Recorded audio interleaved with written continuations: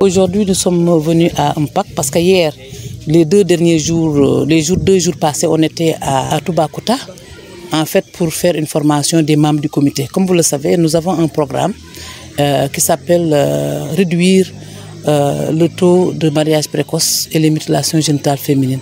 Et il s'agit actuellement de renforcer les compétences des membres de ces comités. Parce que c'est un programme qu'on avait commencé depuis 4 ans déjà, dans d'autres zones, mais cette fois-ci, on a élargi à Toubacouta et Mpac. Et l'objectif, c'est de les former sur les droits humains, de les former sur les questions de mutilation génitale féminine. Demain, il y aura une sage-femme qui va venir pour parler de l'impact, et les former aussi sur les questions de la protection de l'enfant et comment prendre en charge aussi des cas, s'il y a des tentatives de mariage précoce ou bien s'il y a des cas de personnes qui violent les droits de ces enfants, comment agir.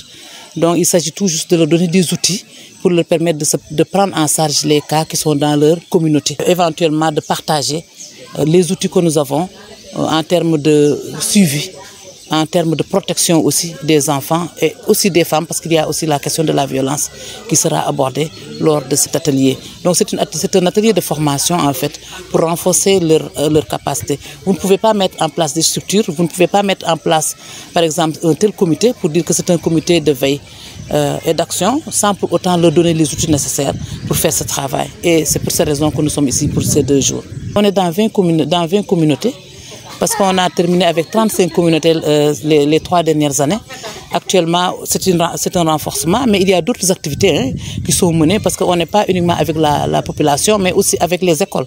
Comme vous le savez, le collège de Mpac aussi mène des activités dans le cadre de ce programme et des enseignants ont été formés, des élèves aussi ont été formés et ces élèves continuent de faire des activités au sein de leur établissement en termes pour pouvoir former leurs pairs. Parce que ce sont des élèves qui sont formés, on les renforce et c'est le faire-faire qui est en fait l'approche d'Amnesty International et surtout l'approche participative. Comme vous avez vu comment on a introduit les droits humains et ce sont les populations elles-mêmes qui te disent que voilà moi par rapport à ma conception et comment je vois les droits humains.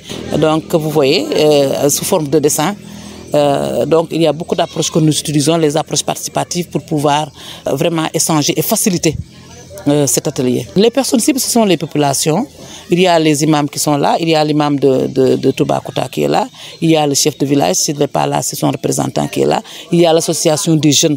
C'est important parce que quand tu parles de mariage précoce aussi, on ne peut pas parler de mariage précoce sans pour autant parler de grossesse précoce. Parce que d'habitude, les familles te disent, voilà, on marie tôt nos enfants parce que de peur que ces enfants tombent enceintes. Mais on se dit que ce n'est pas, les filles ne tombent pas enceintes seules. Donc on ne peut pas parler avec les filles en laissant les garçons de côté. Et c'est extrêmement important quand vous parlez de ces questions d'impliquer les jeunes et de les faire comme nos ambassadeurs. Parce que vous voyez, il y a les nawetanes qui seront là. Et d'habitude, ce qu'on remarque, après les nawetanes, il y a énormément de grossesses précoces. Donc il faut que les jeunes filles et les garçons puissent parler de cela au niveau de leur ASC. Donc c'est pour ces raisons que vous avez vu les membres des ASC. On a fait aussi procéder de la même manière de l'autre côté à Toubacouta la dernière fois pour pouvoir aussi sensibiliser leurs pairs par rapport aux questions de droits humains, aux questions de violence, parce que nous, on a la loi sur le viol qui est aggravée, mais on n'en parle pas avec les populations. C'est extrêmement important actuellement d'en parler et de parler aussi avec les jeunes.